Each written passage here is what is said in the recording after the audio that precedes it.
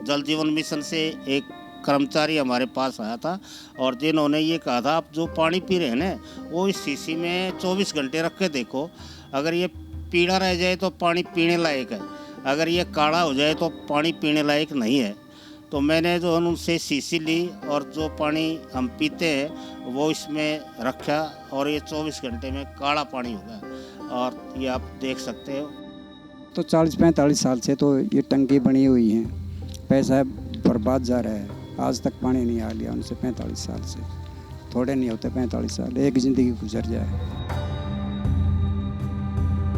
45 साल पुरानी इस टंकी का रहस्य अब तक अनसुलझा है। ये टंकी अपनी जगह पे टस से मस खड़ी है, लेकिन इस टंकी ने कईयों की जिंदगी बर्बाद कर दी है। इस टंकी में पानी नहीं है, जिसके कारण नाहरी गांव के लोग पानी को तरस रहे हैं। पानी तो मिल रहा है, लेकिन वो पानी दूषित है, जिस कारण कम उम्र में बच्चों के बाल सफेद हो जा रहे हैं, बुजुर्गों को पेट की समस्याएं होने लगी हैं, कई सारी बीमारी गांव में फैल चुकी हैं, यहाँ तक कि गांव वालों ने बोला है कैंसर तक बढ़ चुका है।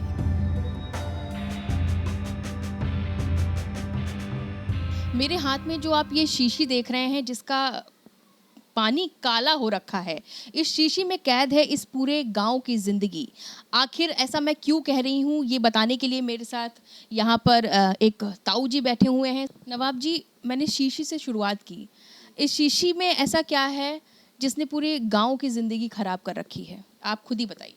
ये शीशी जी जल जीवन मिशन हरियाणा सरकार से मिली थी और पानी जब हमारे गांव में नहीं आ रहा था तो जल जीवन मिशन से एक कर्मचारी हमारे पास आया था और जिन्होंने ये कहा था आप जो पानी पी रहे हैं ना वो इस शीशी में 24 घंटे रख के देखो, अगर ये पीला रह जाए तो पानी पीने लायक है, अगर ये काला हो जाए तो पानी पीने लायक नहीं है।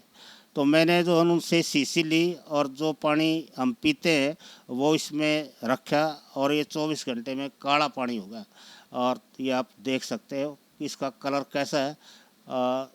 ये पीने लायक पानी नहीं है और इसके लिए हमने सरकार से बहुत ही लंबा संघर्ष करते आ रहे हैं। गांव के पूरा गांव 45 साल से मेरी जानकारी के अनुसार हमारे गांव में टंकी बननी शुरू हो गई थी और वो बन भी गई थी, लेकिन आज तक घरों में पानी सप्लाई नहीं हो पाया है सरकार से और हम इस वजह से इस पूरा गांव ही बहुत ही परेशान है। गंदा दूषित पानी पीते पीते हमारे गांव के बच्चों के छोटे छोटे के बाल भी सफ़ेद हो जाते हैं, बीमारियां लग रही हैं, कैंसर तक फैला हुआ है गांव में।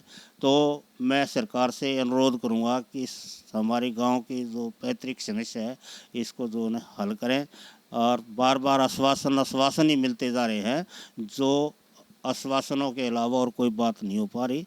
देखिए, ये जो पानी भरा हुआ आप देख रहे हैं ना, इसी पानी से नहाते भी हैं, इसी से बर्तन भी धुले जाते हैं और यही वो पानी है जिसको पीते भी हैं इस गांव के लोग। आप सोचिए, जिसके घर में आर्थिक रूप से मजबूत हैं, उन्होंने आरओ लगवा लिया है या फिर वो किसी कंपनी से पानी खरीद लेते हैं, टैंकर खरीद लेते हैं, लेकिन बहुत सारे लोग ऐसे भी हैं जिनके पास पैसे नहीं है, वो मजबूर हैं ये पानी पीने के लिए। अच्छा आंटी, आप बताओ, आरओ लगे हैं कई लोगों के घर में, लेकिन गांव के कई ऐसे लोग हैं नहीं खरीद पाते हैं आरओ। आप किसका पानी पीती हैं? ए बेटी मत यो पिया करू मत एक हफ्ता बीमार रह का आई हॉस्पिटल में। मेरे तो यो सोजन बन गया फेफड़िया पे सोई है नी। और यो पानी कति बेकार से के करूँ, और मेरे तो आरओ का पानी पिया नहीं जाता। सरकार से कोई मांग करेंगे? हाँ मांग क्यों ना, यो पानी की है बेटा, इतने परेशान हो रहे सब है पानी बिना। हमारी तो टूटी खराब हो जाए, हमारा कई कई दिन में पानी आवे, इतने परेशान हो जाए।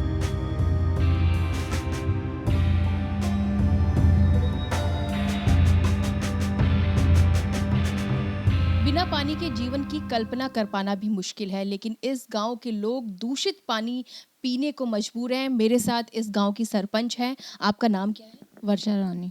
वर्षा जी, आप महिला हैं, युवा हैं और साथ साथ गृहिणी भी हैं। पानी की समस्या आपके गांव में आज से नहीं वर्षों से है। क्या क्या दिक्कतें हो रही हैं? पानी की वजह से बच्चों के बाल सफ़ेद हो रहे हैं और पीने में भी दिक्कत आती है पानी को, क्योंकि अच्छा टेस्ट भी अच्छा नहीं है पानी का और खारा पानी बहुत आता है यहाँ का। जब आप प्रधान बनी तो गांव के भी लोग आए हुए, पहले भी गांव के और भी लोगों से हमने बातचीत की, तो उनका ये कहना है कि अधिकारियों बस चक्कर कटवा रहे हैं, अभी तक पानी नहीं आया। आप क्या मांग करोगी? हमारी बस यही मांग है कि हमारे गांव में जल्द से जल्द पानी की समस्या की पूर्ति हो जाए। अच्छा, आपकी शादी यहाँ हुई है, आप किस गांव से हैं? वैसे आपका मम्मी का गांव घर कौन सा? से वहाँ कैसा पानी है?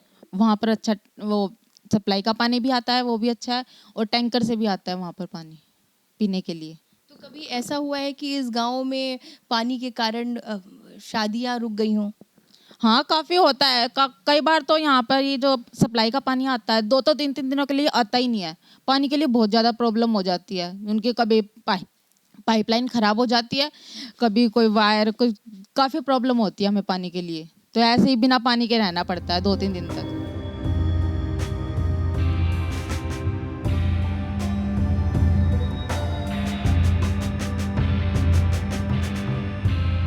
देखिए, पानी की दिक्कत इस गांव में ऐसी है कि लोग बीमार पड़ रहे हैं, छोटी उम्र में बच्चों के बाल सफ़ेद हो जा रहे हैं, और कई ऐसे लोग भी हैं जो कह रहे हैं कि मेरे जीते जी यहाँ स्वच्छ पानी आ जाए, ये बहुत बड़ी बात है। दादा, आपका नाम? ब्रह्म प्रकाश।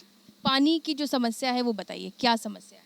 सारी समस्या बेटा, आज तक पानी के दर्शन नहीं हुए हमारे यहाँ। तो पानी भी आता है, उनका प्राइवेट आता है, उसमें भी पानी बढ़िया नहीं है। पानी दूषित पानी पी रहे हैं हम काफ़ी दिनों से, और सरकारी पानी तो यहाँ आया ही नहीं है हमारे यहाँ तो कभी। जो हरियाणा जल जीवन मिशन है उसके तहत उस काम हुआ है यहाँ? उसके तहत भी सैंपल लेके गए थे यहाँ से, 2 3 बार ले जा लिए हैं, पर उन सैंपलों से क्या होता है, एक बार टेस्ट कर लिया पानी ख़राब है, बस उसके ऊपर ना तो कोई कार्रवाई है ना और कुछ है। क्या ऐसे सैंपल ले जाने से क्या होगा? तो लेके सैंपल खाना पूर्ति होगी गवर्नमेंट की। लोग बीमार पड़ रहे हैं, बच्चों के बाल सफ़ेद हो रहे हैं, कैंसर जैसी बीमारी हो रही है, शरीर पे दाग धब्बे होते हैं। बहुत परेशानी है बहन जी, बहुत परेशानी। अभी हमने सुना, आप कह रहे थे कि मेरे जीते जी पानी आ जाए तो बहुत बड़ी बात है। तो 40 45 साल से तो ये टंकी बनी हुई हैं, पैसा बर्बाद जा रहा है, आज तक पानी नहीं आ लिया उनसे 45 साल से। थोड़े नहीं होते 45 साल, एक ज़िंदगी गुजर जाए।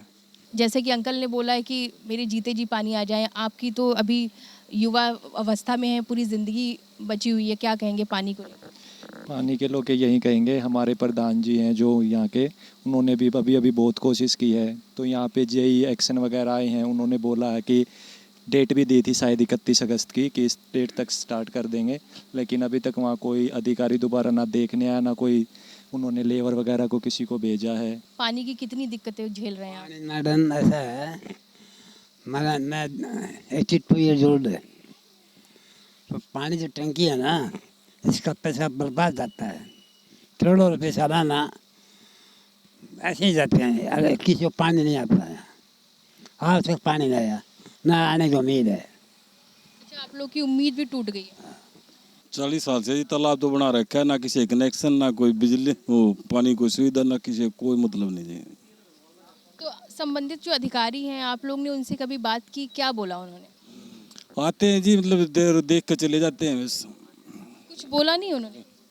बोलने तो 40 साल से यही मिल रहा है जी, आश्वासन नहीं मिल रहा है और क्या। आप लोगों का जो गांव है वो सटा हुआ है, रवि दहिया का भी घर यहीं पर है, बिल्कुल सटा हुआ गांव है। ओलंपिक से मेडल लेके आए हैं, लेकिन आप बिल्कुल सटे हुए गांव की हालत अगर ये है तो अन्य गांव की हालत क्या होगी? आप इस पर क्या कहेंगे? हमारा गांव ओलंपिकों का गांव रहा है, देश में ये पहला गांव है जिसमें 3 ओलंपियन हुए हैं, लेकिन यहाँ सुविधाएं जो हैं जीरो रही है। हमारे गांव में माननीय मुख्यमंत्री मनोहर लाल खट्टर जी घोषणा करके गए थे कि आपके गांव में स्टेडियम का निर्माण करा जाएगा, आपके गांव में पीएचसी हॉस्पिटल का निर्माण किया जाएगा, लेकिन उनमें से जो कुछ भी नहीं हुआ है। गांव की निकासी, खेतों के पानी की, बरसाती पानी की निकासी, या फिरनी के दोनों तरफ आरसीसी के नाले बनने थे, एक साइड बना है और एक साइड वैसे ही पड़ा है। कह रहे हैं जब जाते हैं हम सरकार से मिलते हैं तो कहते हैं वो उसका बजट हो गया है तैयार, अब चालू हो जाएगा। पीएचसी के लिए भी बार बार जा रहे हैं, लाइब्रेरी के लिए भी बार बार जा रहे हैं, लेकिन परिणाम जीरो ही रहते हैं। यानी कि पानी के अलावा यहाँ की दिक्कतें हैं कि स्टेडियम नहीं बना है, जबकि ओलंपियंस का गांव कहा जाता है आपके गांव को। इसके अलावा जो आपने पानी की निकासी की बात की, यानी कि सिर्फ इस गांव की समस्या पानी ही नहीं है, अन्य समस्याएं भी हैं जिसको लेकर आश्वासन दिए गए हैं, लेकिन अब तक पूरे नहीं हुए हैं। यहाँ तक कि गांव के लोगों ने उम्मीद तक छोड़ दी है कि उनके गांव में स्वच्छ पानी कभी आएगा भी या नहीं आएगा। अब देखना होगा कि इस रिपोर्ट के बाद शासन प्रशासन की आंखें खुलती हैं कि नहीं। गांव जंक्शन के लिए मैं नैन्सी वाजपेयी।